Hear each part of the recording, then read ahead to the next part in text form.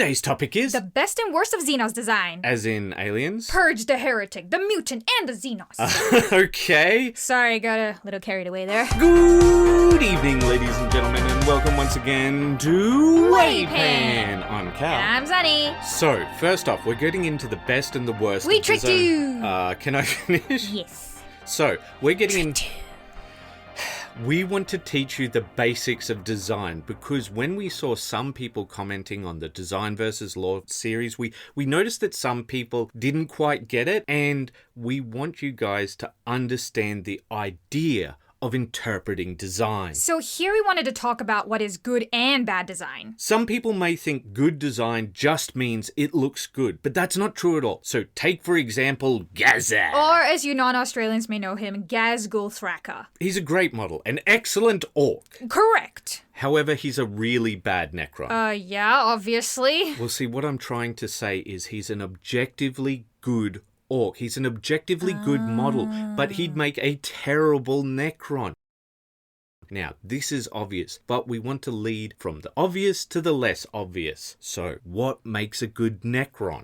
Yes, the relentless legions of metallic undead. Let's break down the basics of proper Necron design, shall we? Sure, lay it on me. I know that they're skeletal, but there's more to it than that. Yes, correct, definitely. The Necrons have an ancient undead aesthetic. They look like robotic skeletons with a hint of decayed grandeur. They're old, like really old. Yes. Okay, wrinkles galore, but not really.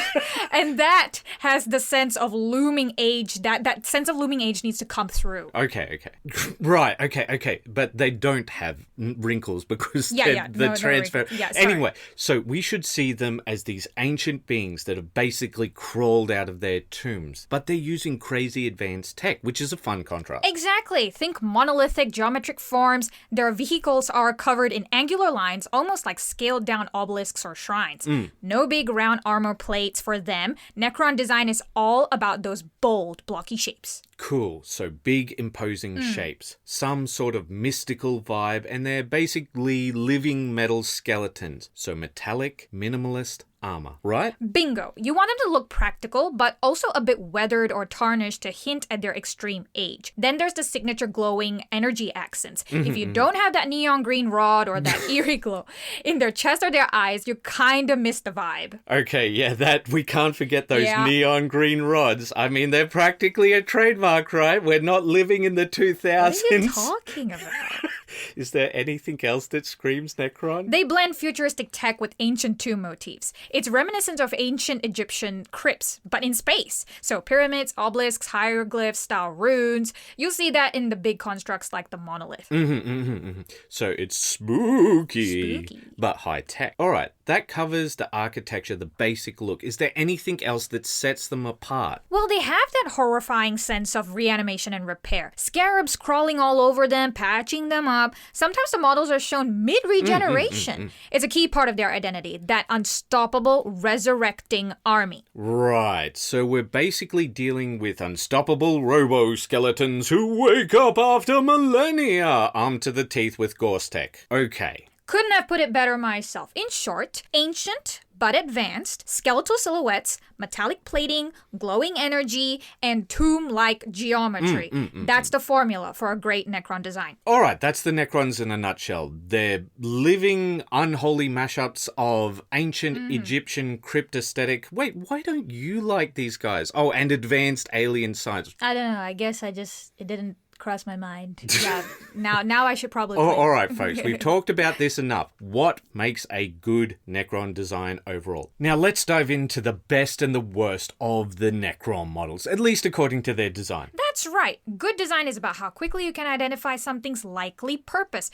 even if it is a fantastical alien construct, and it has to feel true to its faction. So, which model takes the crown for the best design Necron? Drumroll, please. Introducing the best designed Necron model, Illuminar Xenos. This piece really embodies the horrific powers of the Necrons. Just look at this scene. A noble is being consumed, his expression is twisted in pain. It's grim, it's unsettling, and that's exactly what you want from a Necron who experiments on living beings. Yeah, it shows off that sufficiently advanced technology is basically magic. Shout out to Arthur C. Clarke. Any sufficiently advanced technology is indistinguishable from magic. Ceres nails that vibe. Right. On top of that, the model has an iconic Necron identifier, mechanical skeletal anatomy, those unmistakable tripod legs, a staff or a scythe-like weapon. It's uniquely Necron. Plus, the overall silhouette and details push it beyond a simple metal skeleton.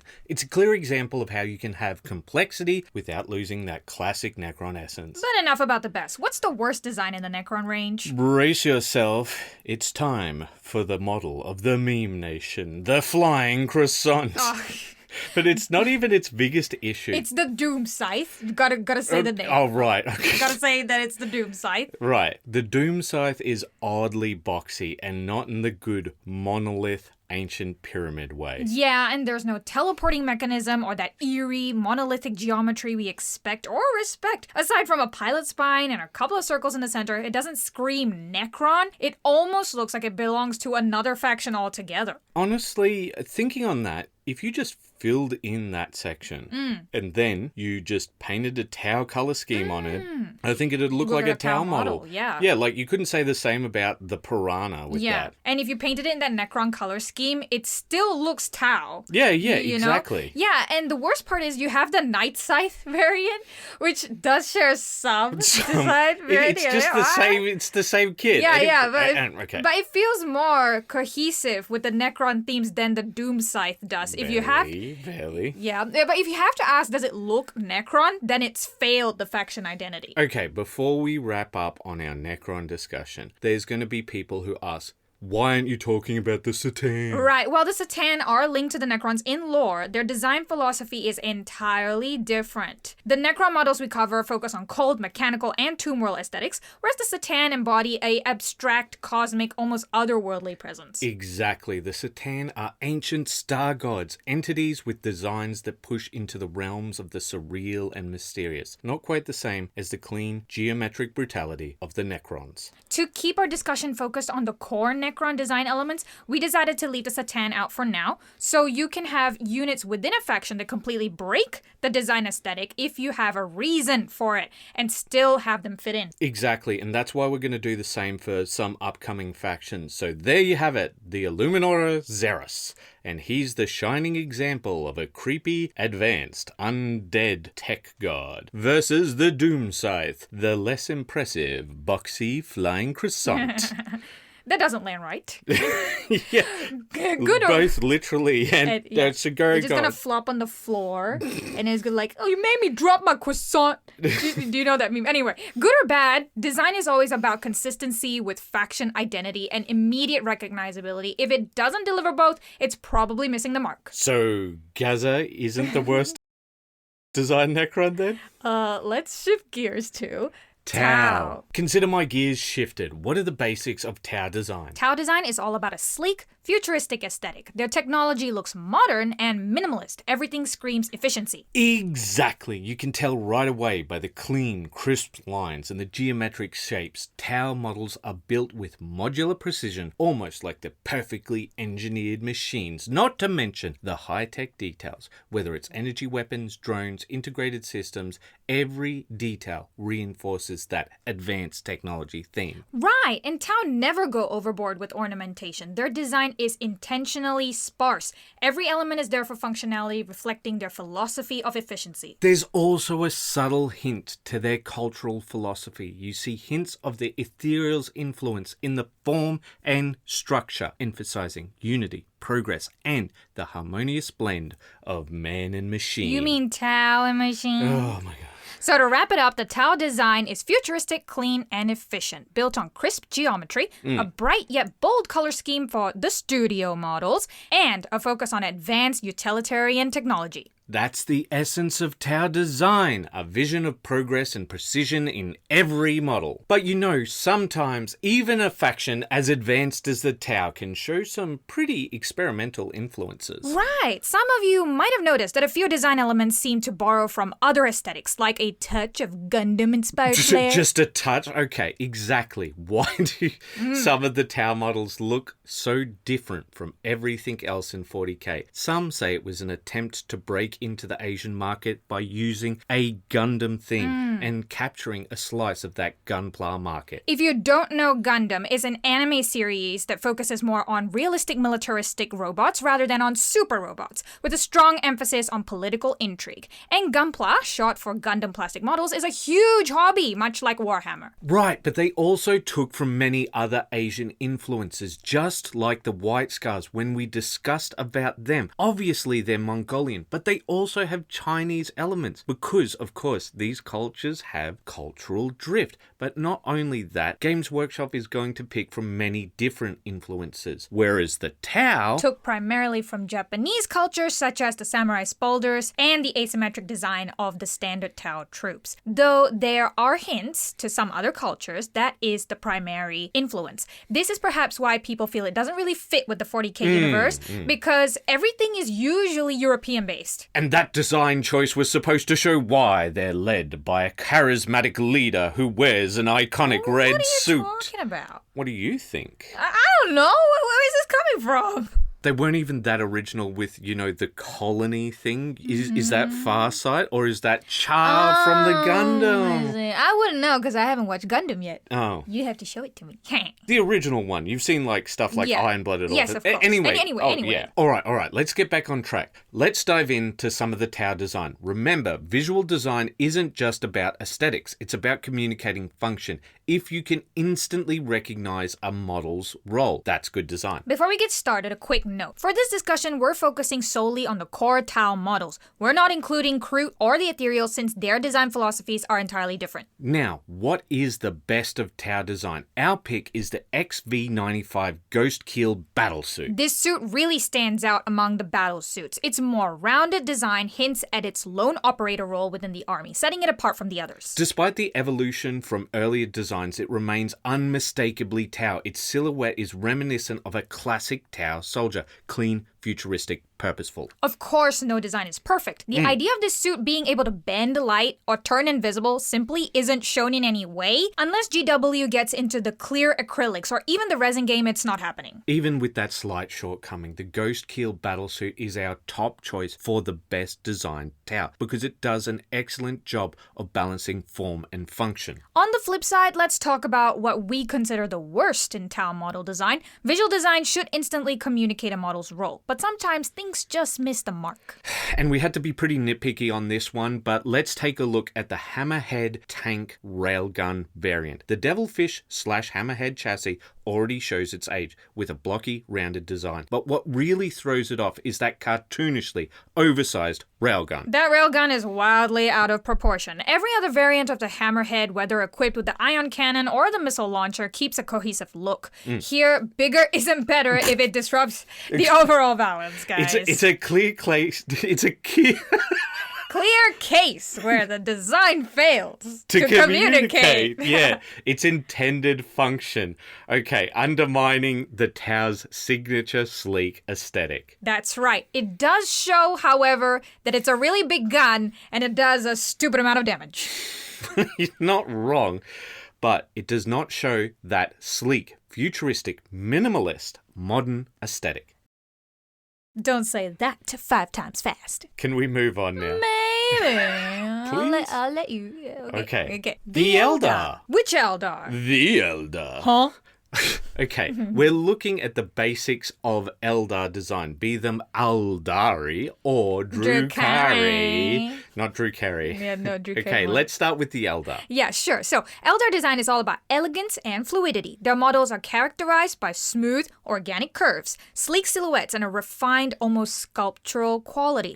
Think of it as a blend of ancient mysticism and futuristic tech. Exactly. The Eldar use wraithbone, which gives them an aesthetic of light and ethereal. Their design emphasizes harmony, balanced proportions, and an otherworldly grace that speaks of millennia of refinement. Now, when we switch over to the Drukhari, formerly known as the Dark Eldar, we see a slightly different approach. Slightly. While they share the same Eldar heritage, their design takes a darker, more aggressive twist. Drukhari design is characterized by sharp angles, jagged, spiked forms, and a deliberate asymmetry that gives them a sinister, almost brutal appearance. They're meant to evoke cruelty and a predatory nature. So, what's the key difference? The Eldar lean towards a sleek, regal, and fluid aesthetic. Everything is about grace, balance, and a futuristic elegance. In contrast, the Drukhari embrace a more violent, chaotic look with aggressive detailing and harsh, angular shapes. If you want to learn more about how you can detect these subtle variations, or not so subtle ones, take a look at our video on shape design. Yeah, and we can stop with the Drukhari. Okay, all right. And it's not just the shapes. Color-wise, the Eldar models often sport a cooler, balanced palette with smooth gradients that enhance their refined look, while the Drukhari use darker, more intense hues with stark contrast that highlights their brutal, menacing nature. At least for the studio models. At least for the studio models. In short, both factions share an underlying technological and cultural heritage, but the Eldar exude an air of ethereal sophistication, whereas the Drukhari project a mood of malevolence and raw aggression. That's it in a nutshell. The Eldar design is all about being ancient and elegant, futuristic and finesse, whereas the Drukhari is about turning that same design on its head with a dark, ruthless twist. Exactly, and that's how you can tell them apart at a glance. Both are sophisticated, but one focuses on elegance and the other on malice. Perfectly put, Sunny. Now, on to our next The topic. Exodites! No. Okay. Yes, finally we're talking Listen about to the me, best please listen to me. We're not talking No. about them. Wait, what? We're only talking about the official model lines. But we could make them like how we made the missing Tau unit. Budget, time constraints, and they're Xenos. Yeah. No one watches the Xenos stuff, unless we get massive demands. Oh, I will cry. I will cry. Okay, obviously a bit of a skip, but more seriously, guys, we would love to make some Exodite models if we could, but unless there's that demand, we're wasting a week of our time. Yeah, it is. So, anyhow, we should probably move on. To the best and the worst? Yep. Design is all about how quickly you can identify a model's purpose, even if it is fantastical. How many times are you going to make me say this? Until we stop getting dumb comments, and I know that people understand. So never. Exactly, Sonny. When you look at a model, you should be able to immediately tell its role. And for the Eldar, our pick for the best design craft world model is the Wraithguard. Right, the Wraithguard. Weren't expecting that, were you? But here's where design gets interesting. Sometimes it's all about contrast. Eldar models typically go for a sleek, refined look, almost as sleek as what Games Workshop does to your wallet. Okay, so while other models might focus on being... Sorry, someone threw me off slightly.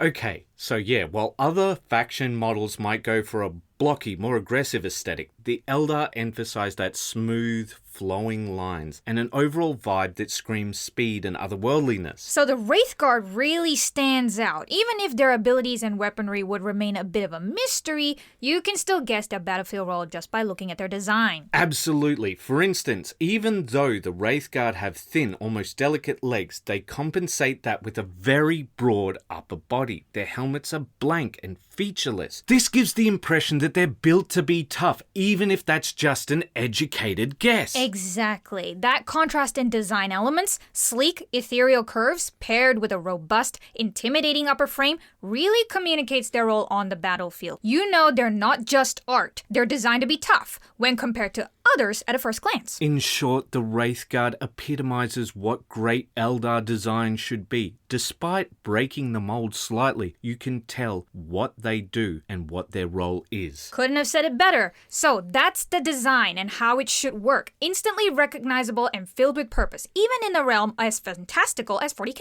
And it fits with their design. That's why the Wraithguard is our top pick for the best designed Eldar model. Now that we've talked about what is the best in Eldar design, let's switch gears and discuss what might be their worst design. Right, when it comes to design, it's all about how easily you can identify a concept. In this case, the model's purpose in the game. Exactly. A great design should show instantly what its role is. So, what do we consider the worst? In our opinion, the worst designed Eldar model is the Warp Spiders. Warp Spiders, and why is that? Because despite their intriguing name, you can barely guess their battlefield role. They're supposed to be these fast, aggressive, teleporting fighters, but what do they actually look like? They're meant to teleport, right? Right, but the model doesn't really capture that concept. It's really hard to portray that idea, especially with older models. If they had been designed to show them leaping in and out of portals, kind of like those Raging Hero models, it would have been much clearer. Sonny. Remember, good design is all about instant recognition. Sonny, look, it shouldn't require a game of guess to function, like instant transmission. You're getting a Dragon Ball reference in there. Sonny, look. Wait, what? The models got updated. Oh, wow! These look so much better, especially this Lycus guy, or however you're meant to say that. Are you looking for me for pronunciation? Anyway. Gudripa Flesh. Oh, my good lord. Yes. All right, so who's the worst now? That's a bit harder now, considering that their range hadn't been updated for 15 years. Yeah, we had a lot of choices back then. It wasn't 15 years, though, was it? It wasn't that bad. Well, I would have to say it goes to the support weapon platforms, but that seems a bit nitpicky, especially considering it's an addition to a unit and not a unit in and of itself. Well, we did that with the Tau and the Hammerhead railgun, didn't we? I'm gonna ignore that. So I think it has to go to the Warwalkers. Okay, well, I can pretty much instantly tell its role, so why are you picking that here? As I said before, it's not just about instant recognition. Instant transmission. Instant transmission. Like I said, it has to feel true to its faction. That was all the way back at the Necrons section, but I'm happy for repeats because hopefully people will understand. So how doesn't it feel true to its faction? Just look at it. It's a remnant of early GW design. These guys have a dreadnought, so everyone else has to have one. The humans have a sentinel, so the Eldar have to have one. Oh, okay. Look, compare them to the Forge World stuff where you see the weirdest of designs. The knights look more like wraiths. The planes look like Eldar planes. Even the weird tanks also fit their design aesthetic. How many non-Eldar design elements can you spot? Okay, so the housing looks pretty boxy. The guy isn't enclosed or open, so not like a jet bike, and he's not like a tank. It looks pretty slow by comparison to everyone else within the Eldar faction. Exactly. But it's a lot harder since the update. That's right. Well, there you have it. The worst design Eldar is the Walker. It's actually the, support weapon, but I can't really go twice. What did you say? Never mind. Anyway, so we've covered the Craft World Eldar, even though they're just Aeldari now. Let's zoom in on the Drukhari and talk about their best and worst design models. I had a really hard time choosing the best of the Dark Eldar, Drukhari. I didn't. What? I didn't. It was an easy pick for me. The Hand of the Archon kill team. Isn't that just a glorified upgrade kit to the Kabbalite Warriors box? I'd like to keep my extra $32, thank you very much. That upgrade almost pushes them to $100 dues. Yeah, $98 is a lot for a kill team, let alone a squad of guys. But the upgrade kit really does help out this slightly older kit quite a lot. It makes them feel like the true dark inverse of the standard Eldar Guardians. I can see that. Instead of it being all smooth, elegant, and craft-worldy, they're all jagged, nasty, and unmistakably Drukhari. They fit it to a T. Sinister raiders sowing pain and terror amongst unprepared populations, rather than them having an almost defensive look like the Eldar Guardians. Alright, so should we spin this coin the other side and let's talk about the Drukhari model? Sure, why not? So, in my opinion, the worst designed Drukhari model is the Rax. They've got this muscly, experimental vibe that could be cool, but they sport this weird corset in the middle, and the overall silhouette just looks a little off. I mean, the mask looks great, but when you put it all together, something's not quite right. Well, to be fair, the Rex are more of a sub-faction unit within the Drukhari. They belong to the homunculi rather than the Archon himself. Oh, actually, now that you mention it. Mention what? The Archon. Huh? Okay, let's forget about that tactical rock for a moment. Even though he's standing on it on an angle. That makes him hard to pose. Right, yeah, he's on a slight angle. No. I'm on a roll here. Don't stop me now. He's almost the most monoposed of all monoposed guys. Look at him. He is completely static when it comes to the Dark Eldar. Like, dark or otherwise, okay? Does the word static ever enter your mind? No. Okay, exactly. The sleek, dangerous, maybe even a little edgy. Yeah, like, that's not who you expect. This isn't what you expect. This guy is so edgy that Hot Topic is like banning him because he's too sharply dressed. Yeah? You see what I did there? He looks like a vampire minus the horror with that Nosferatu pose. Half of the vampires from Fantasy or Age of Sigmar would make a better Archon. No conversion needed. I think... Kaldor Ezio, the Hollow King, put him in there straight up. He's a better looking Archon. Or, you know, even more sinister too. Hell, do a head swap, Calibite Warrior, and or a rack. Those racks that I talked about before, and you're done. You're done. Or, you know, that 3rd-year subscription model that no one can ever use? But, an Archon! Look, the head isn't even a part of the model. You can just head swap. You're a head swap away from greatness. Paint him in your Drukhari color scheme and bam, you're done. Breathe, I'm Cal. okay. Don't I'm die. Okay. We get it. You don't like the Archon. Okay, I think the idea of the Archon is cool. I don't like that this is the only option for the official... Okay, when it comes to official models, you've got to use it in a lot of variety of situations. And the Archon is meant to be wildly varied. They're these crazy people who have risen through the ranks of this crazy society. But he's like an aging glam rock band playing covers of Blue Oyster Cult because their dreams died in the 90s and now they have no bankable skills. Jeez, you don't have to murder him like that. I did. I really did.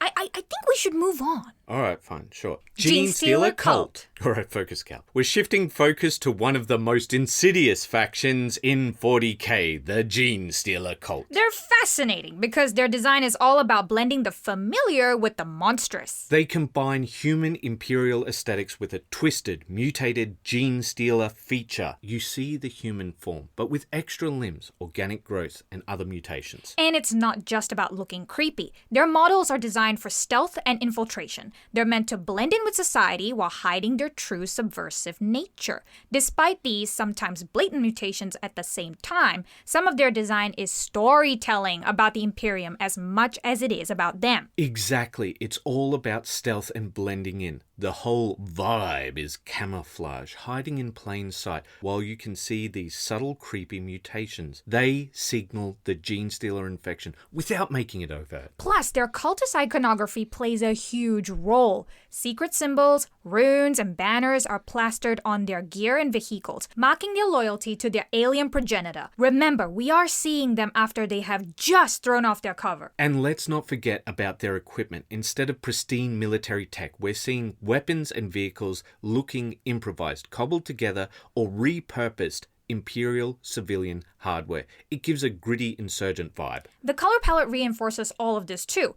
Dark, muted tones mixed with sharp accents of deep red or earthy greens, evoking decay and corruption, perfectly mirroring their underground subversive nature. Plus, take a look at their color scheme. When it comes to their gear, it's muted and understated, but when it comes to the identifiers of members of the cult, it's really vibrant, at least for the studio models. Right, when it comes to those cloaks or the symbols Yes. or anything like that. Yeah, exactly. Add all of that together, plus the elements of urban decay, human misery, graffiti, crumbling infrastructure, and that feeling of rebelling against a oppressive force. You have a regular day in the Imperium.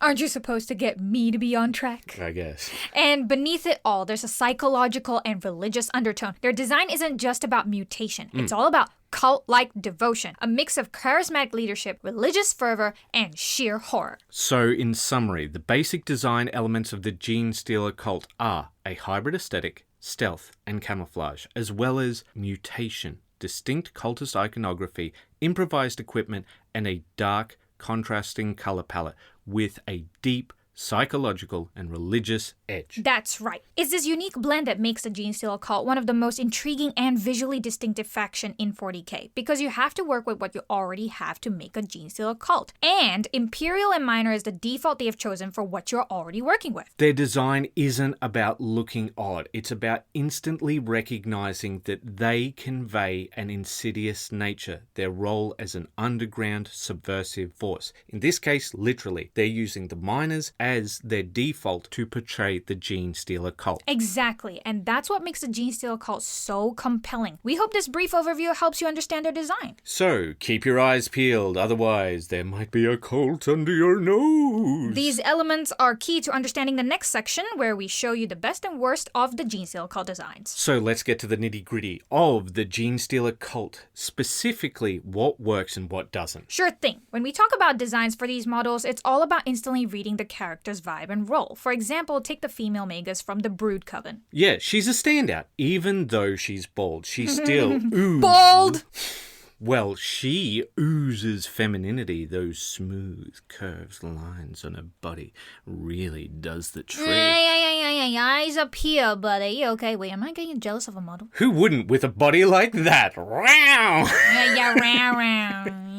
Alright, and that piping on her collar. They hint at that minor background, which ties into the cult's origins. Not to mention her staff of office and green dagger, which scream mage without any extra explanation. And those high heels, while a bit over the top. I mean, who else in the Imperium is rocking heels like that? They add that extra flair, even if they are a little ridiculous. It's designed that nails both the aesthetic and the gameplay. You know right away what she's meant to be, and that she's the cult's arcane leader. Now, on the flip side, let's talk about the Logos. Oof, this one is a real head-scratcher. Yeah, without the Genestealer Cult symbol, you're basically lost. You can't tell from which faction he belongs. I'm not talking about all of those little Genestealer scripts. Imagine those as blank, because that's how you're going to get him out of the box. Think about it. Or apart from that tiny little tail, what other sign do you have that he's infected? Right, his pose is all over the place. Is he meant to be a sage draped in a cloak and seals, or is he an assassin loaded with swords and knives? It just doesn't come together. Because if he's meant to be an assassin, his build doesn't show that. His design lacks any real coherence. If you haven't played the game, you have no clue whether he's supposed to be tactical support or just an assassin, a straight-up killer. And that's a design fail. Good design should instantly communicate its purpose. With the Logos, you're left guessing. And that ambiguity just isn't acceptable, when the whole point is to have a clear subversive identity. And remember, they are meant to have just thrown off their Imperial shackles. Where did he get time to make that massive logo? With a smaller logo, maybe a cult chain hanging off, you could see him as perhaps some sort of sage. Okay, let's take a look at the Ketamorph. He's obviously cowboy inspired. You have a good idea of what he does, but he also fits within the Genestealer Cult aesthetic. Why? Because he's got that cloak, he's got all of this stuff, and it's improvised equipment. Pistols aren't exactly something that is really hard to acquire. You can get that idea of him being a gunslinger, and this being like a idea that works for them. But the Logos, like... He's too loud for what he is, isn't it? Yeah, exactly. Yeah. Well, alright, shall we move on to? Tyranids. From the cults to their angels. This was my very first faction. This was how I got into the game, and I was entranced by their intro. Yet, the void is no longer empty. An immeasurable, ancient, implacable intelligence moves through the cold and the darkness, its many eyes fixed on the distant, glittering lights of our galaxy. The Great Devourer moves between the stars and hungers for the flesh of all who lie before it. The bioengineered nightmare from beyond the stars, showing that Mother Nature is one mother you don't want to try. They have this feeling of being made not just for purpose, but with pure, almost insect-like efficiency. It makes me feel like I want to squash them like a bug, but they're huge! But you see why I was entranced by them, right? With that whole thing with the dialogue? Yes, but it's from a design perspective, what I'm talking about. Oh, right, the design perspective for the video, for the people we're doing. Correct. They're full of curves, weird spines, and that chitinous armor that screams, I evolved this myself. Well, that's what the proud mama is probably thinking. And that exoskeleton, rough and raw natural armor, that sets them apart from all other designs in 40k. But they do have a very set design language. For example, they are all 6 limbs as base. Tentacles are not limbs, okay? At least in their design language. And if something breaks that rule, you can see how the design language informs it. Their weapons are separate living beings, especially if they're ranged. You can really tell that. Though they've been working on maybe changing that. You can see that especially with creatures like the new Biovore. Right. Can't forget their evolutionary tweaks. You might notice a model with extra spines or a bizarre mutation that looks like it was designed on the fly. That unpredictability is what makes them feel so dangerous. And it all ties back to that swarm mentality. Even though each Tyranid might look a bit different, they all share that unified organic feel, which of course is designed by an intelligent, malevolent intelligence, the hive mind. They're almost always in dynamic, aggressive poses. It's like they're ready to pounce at any moment. Raw energy, pure predatory instinct for the non-linked minds, and cold calculation for the linked minds. Notice that difference? Color-wise, they're usually decked out in earthly muted tones, with some flashes of acid color to make them even more unsettling. It all adds up to a natural evolutionary look for the studio models. And a lot of people have pushed this even further, like Cat Gut Painting, who really pushed the trend of coconut crab style painting. And that's the beauty of it. Tyranid design isn't about perfection. It's imperfect, asymmetrical, and unpredictable. It's just like nature itself, except they don't have to mate, so they don't have to put the energy into looking good. They are designed for a purpose, and everything else is just fluff. That is unnecessary. That might be why they seem unnatural while being obviously natural beings. So in a nutshell, Tyranid design is all about organic aesthetics, while not necessarily actually looking natural. They've got rugged exoskeletons, monstrous details, evolutionary adaptations, and that relentless, swarming aggression for the lesser beings, and a cold, predatory calculation for the linked minds. Exactly. It's raw, it's primal, and it's always evolving, just like the Tyranids themselves. So now that we've got that out of the way, what's the best and worst of Tyranid design? Remember, it's not about looking cool.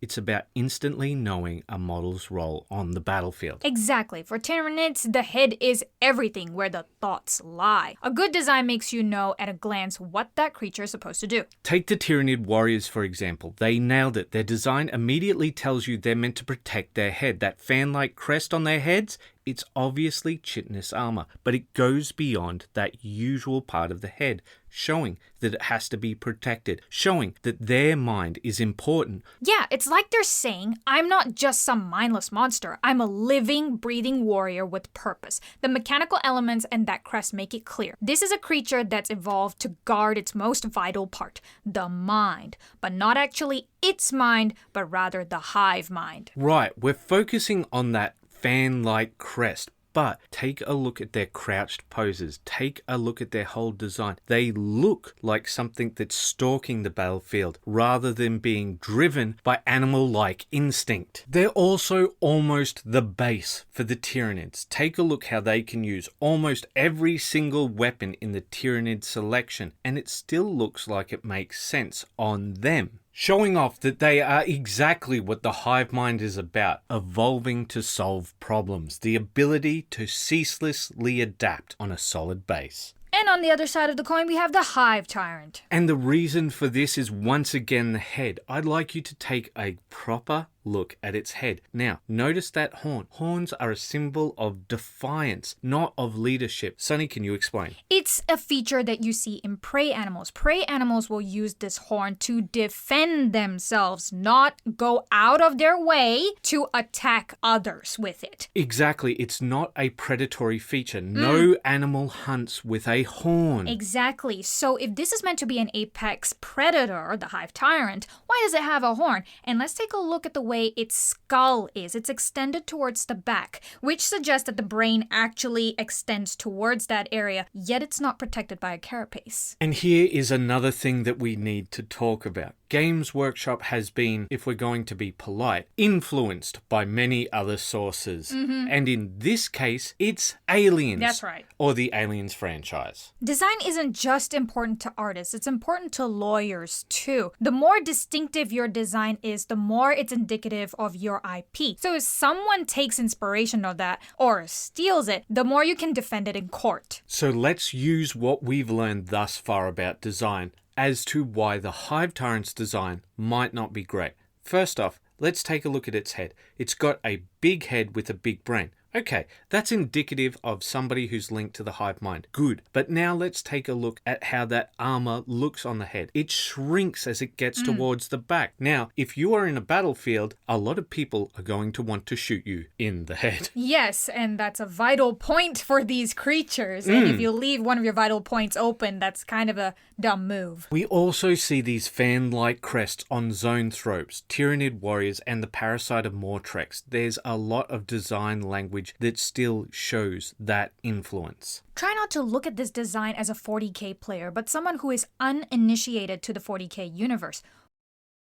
Would you get the picture right away? And be honest. We're trying to help you understand design, not rag on your favorite models. So, let us move on to the Leagues of Votann. Let's talk about a faction that's built like a fortress. Space Dwarves! The Leagues Squats. of... the Leagues of Votann? The Leagues of Votann. You know, these guys are the real deal. Like Space Dwarves who never quit. Their models scream industrial strength and timeless craftsmanship. Like dwarves!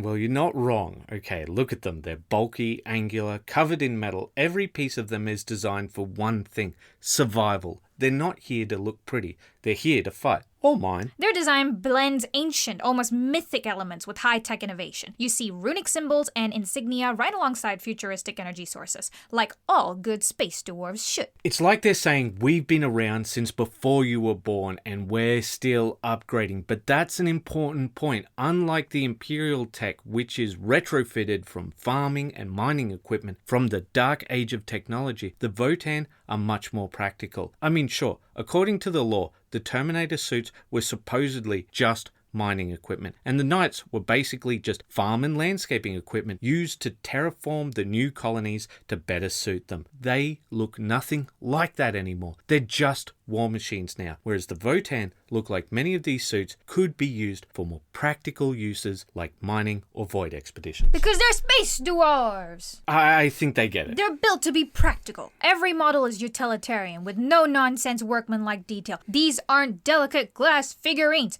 They're stocky, solid warriors ready to hold the line. Or dig a hole. Dig a hole. You won't let me forget that dwarf angle. They're short, stocky, and built like a tank. It's this classic space dwarf, powerful, durable, unapologetically robust. One could even say they have a squat frame. Woo! Space dwarves, I win. So in a nutshell, the Leagues of Votann are all about industrial might, blending ancient symbols with modern tech, and doing it all in a way that's built for war. They're not just surviving, they're thriving. When you see a Votann model, you know it's made to last. It's rugged, it's practical, it's steeped in tradition, all wrapped up in a futuristic package. That's our breakdown of the Leagues of Votann design. Tough, timeless, and totally badass, just like the faction itself. Alright, let's ready ourselves for the best and the worst. The space dwarves never break down. That wouldn't be dwarfy. Alright, you're gonna drive that one into the ground, aren't you? The underground, because they're dwarves. I got it. You know, design for the Votann isn't just about looking tough. It's about instantly knowing... Are you sure it's not just about being a dwarf? Yes. I thought you wanted me to drop it. Okay, alright. Yeah, into the ground. Knowing what that model is built for, whether it's to fight or even mine a few asteroids. It's about instant recognition. Let's take the Hearthkin Warrior kit. Hands down, it's the best in Votann design. For example, let's take a look at those rib details on the shoes and knee pads. It shows that it was made for mining and exploration, but it also shares that mining design language, which it shares with the Genestealer Cult. Plus, the visor helmets give off a serious industrial vibe. I mean, some of that weaponry even looks like it was repurposed straight out of a mining rig, except unlike the Genestealer Cult, rather than hastily being repurposed, it was carefully redesigned for its new purpose. It all screams practical, no-nonsense craftsmanship. These models are built to last, with every detail serving a purpose, and one that's thought out, not rushed. They have the time in between those interstellar journeys to craft things. They are not the ragtag renegades from another age. They are men of stone. But not men of iron. No. But they do have that whole thing of kin is kin, and there is the Iron Kin, which is clearly incorporated into their designs. Right, but they're definitely not the men of iron who almost ended all sentient and sapient life throughout the galaxy. A little sus, if you ask me. Anyway. Right. Okay, the worst pick. Now, flip the coin. Let's talk about the Grimnir, the worst design in the Leagues of Votann lineup. Yeah, take a look at the Grimnar. Is he meant to be a tech wizard? I don't know what he's meant to be. Just remove that one piece on his backpack and he no longer looks like he fits in a space opera. Exactly. The Grimnir looks way too fantasy-like. The rocks and overall build give off a more dwarf wizard feel rather than a futuristic warrior. It's like they forgot it was supposed to be part of a high-tech industrial faction. Yeah, he looks like a straight-up wizard, the way that he's climbing up those rocks, which is not even a dwarf thing. Yeah, it feels too magical rather than sciencey. And think about it from a design language point of view, right? And think about it from the context of the lore. Neither makes sense. If he's meant to be this person who interacts with the divine artificial intelligence, shouldn't he look like some sort of cyberpunk guy, or maybe even like a mechanic, or mechanic, or like whatever a dwarf IT guy looks like? Yeah, no, this just doesn't fit the bill. It's about clarity and consistency, and neither of those have come through because you don't know what this model is about. Alright, let's move on to our next faction. Orks! Finally, it's time for the war!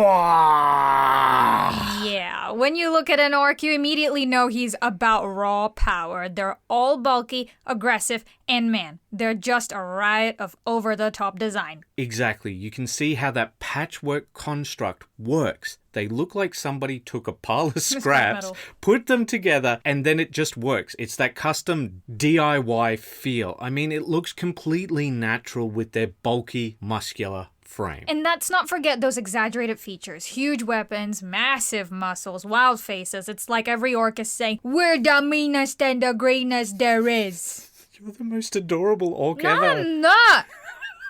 I can be mean.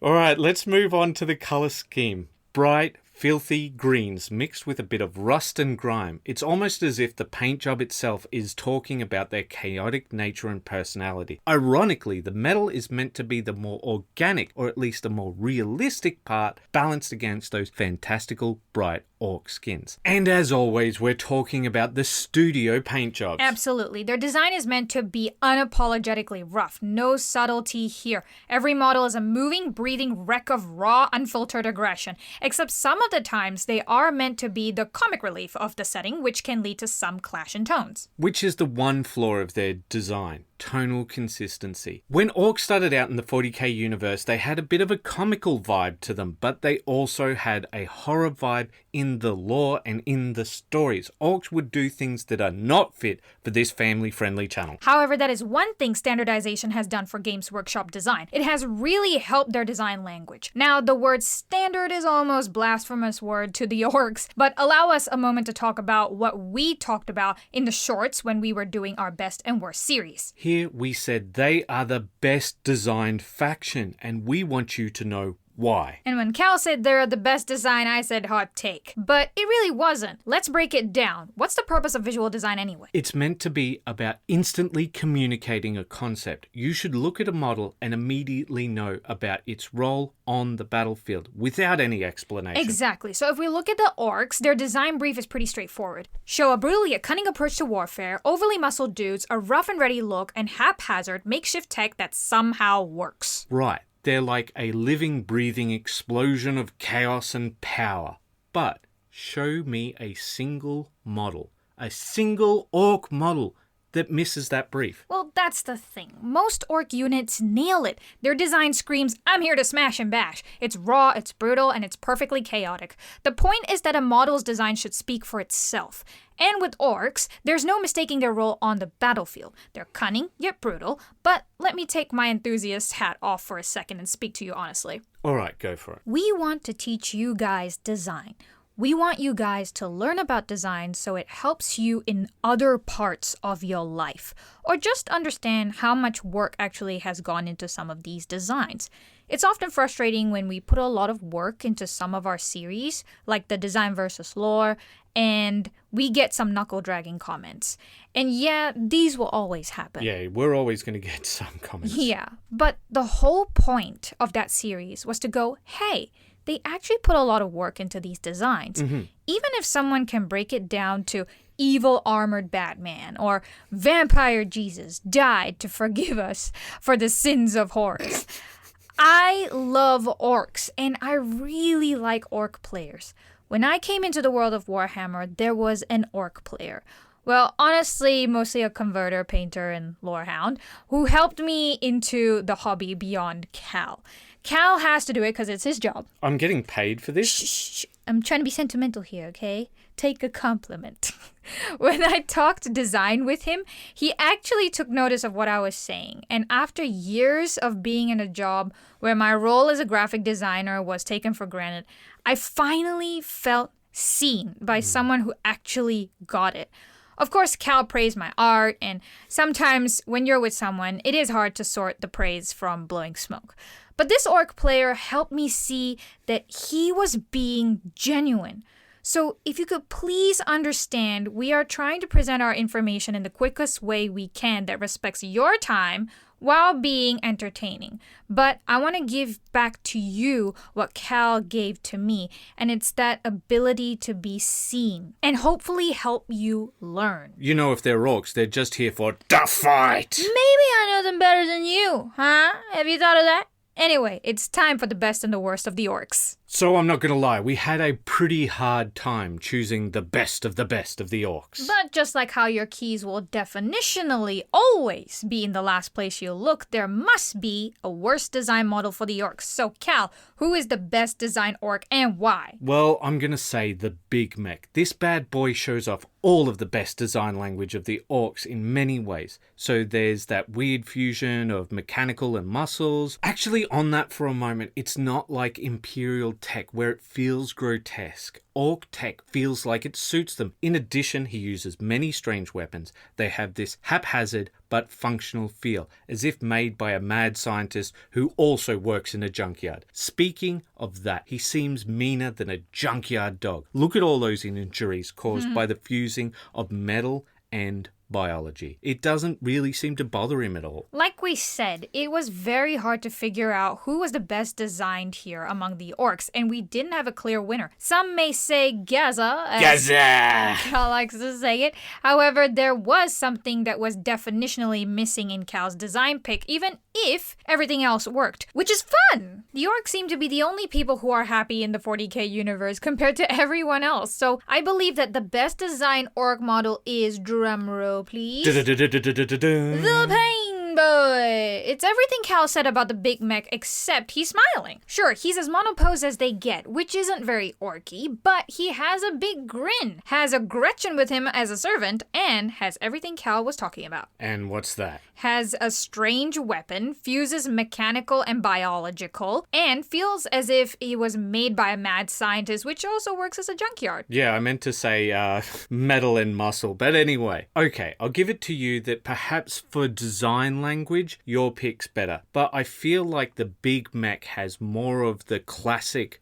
orc design elements. So now, Cal, you have the unenviable job of picking the worst orc. What? No, not me. I don't know. Because I said so. Why? Okay, yes. All right. I guess it goes to the old weird boy model. Want to explain why? Sure, why not? Even though we talked about how the orc models have held up remarkably well, this one is showing its age. Perhaps an updated paint job would fix all of its woes. However, what stops this from being a fantasy model? Besides some industrial-looking chains, orc players love converting, but they also don't mind using the official box. Wait, you tricked me. You made me do all that explaining? No, I didn't. I mean, you couldn't say why it was badly designed, even though it could work in fantasy. Yeah, I can. Well, first off, he doesn't really live up to his name for an orc. He just doesn't look that weird. I mean, look at Zodgrod Wartsnagger. He could be a better choice for a weird boy because he looks so, well, weird. And perhaps you could say, doesn't that make bad design? But compared to this old guy, you can't even tell his role. What is he, a Gretchen herder? A magic man? A night shift worker? Wait. You tricked me again! No, I didn't. You always do this. You at the start made this a competition by going, "Oh, I'm the winner. I'm against the Space Dwarves thing." Okay, fine. Let's move on. All right, let us move on to putting it together. First off, we had the Illuminor Xeris, and the reason why we showed you this one first is it hit all of the design rules. It both showed its function and that it fit within its faction. A little after this, we talked about the Aeldari and Drukhari, and how they both actually have the same design heritage, but by simply changing the shape design, you can change their tone completely. And we showed off why good design is important within them. For example, we showed you the Wraithguard and why. Because even though it had certain aspects of it that didn't quite match, it still fit within its faction's identity. Whereas with the Hand of the Archon, it's successful design because it shows how they're the inverse of the Aeldari. Then with bad design, we showed that it's not about something looking bad, but looking bland, like with the Grimnar and the Logos. If you're able to remove one or two elements and they fit into any other faction, hell, even any other setting, that has failed in its design to fit within its own faction. And we briefly tried to explain what a design brief is. And how every orc fits its design brief. Wrapping up, we want to talk about how a model can have the exact same role. For example, the leadership position, and the Tyranid warrior can succeed and the Hive Tyrant can fail, specifically when it comes to a single part of the model. Their features matter a lot and where they are placed, and if you do that poorly, it won't communicate their roles. We also would like to clarify that we don't hate any of these models. Except the Archon. I really, truly do hate that model. Except the Archon, we don't hate any of these models. I really hate the Archon. Okay, we get it. But what we're trying to get at is that you can like any model you want. There's nothing wrong with it. Even if it fails design-wise, like what we've been explaining here, you can like what you like. We're not about hating on your favorite models. And if you want to disagree with us because you think that their design fits, great, fantastic. We like that. That shows that either you're passionate about it or you learned something from this video. And we welcome that discussion. But you have to also understand that if you want to make good design, it's never about, oh, it looks cool or because I like this. There are objective rules to what makes things good. There is a reason behind doing things the way that they are. And that's what we want to bring forth to you in this video so that you can understand why decisions were made the way that they were. And if you can bring that discussion to the table with us, we're happy to listen.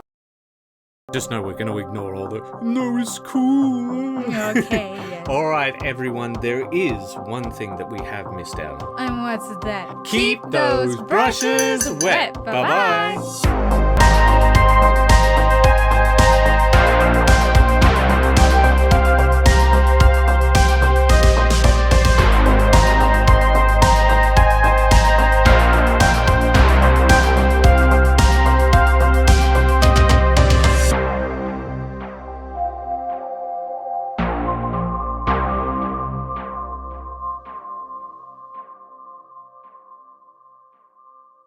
We really hope that you have enjoyed this episode, and we're sorry that we wrapped all the Xenos into a single video. Yes, I know some of you guys will probably be like, you should have split it up into different ones, but yeah. The reason why we do it like this is, unfortunately, people won't go for a single faction video a lot of the time. Yeah, so we really want to do things like the Exodites or even how to design your own faction, all this sort of things, because we have seen with one of our collab videos, the Realist TV one, some of you were actually upset that you didn't get it in your feed because you thought this was actually way better than some of the Warhammer videos we've done because it talks about character design and things like that. And seeing that, we need to have more people want to watch stuff like that for us to actually make it. So if you want to see, for example, an Exodite video or something like that, make a comment and make sure that you get all of your friends to thumbs it up, because otherwise we're just not doing it. Show us that you're interested and we'll make it. All right, guys. Bye-bye. Bye.